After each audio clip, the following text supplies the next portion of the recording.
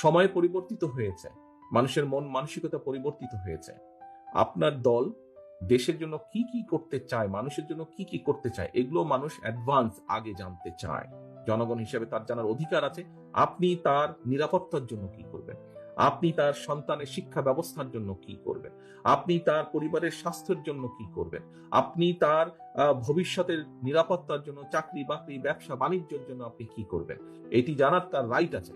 এবং আপনার কর্তব্য হচ্ছে তাকে জানানো, তাকে বোঝানো, তাকে বলা। 31 দফাটির লক্ষ্য বা উদ্দেশ্য হচ্ছে দেশের মানুষের জন্য কতগুলো আমরা কাজ করব এবং দেশের মানুষের সামনে এগুলো উপস্থাপন করা।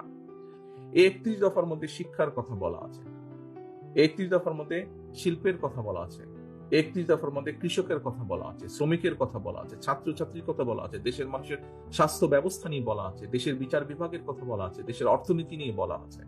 জনগণ যা চায়, জনগণ যা বলে, জনগণ যেটা আশা করে, জনগণ যেটা প্রত্যাশা করে একটি রাজনৈতিক দলের কাছে, একটি রাজনৈতিক কর্মীর কাছে, আমাদেরকে সেভাবে চলতে হবে, কথা বলতে হবে, সেভাবে উঠতে হবে, বসতে হবে।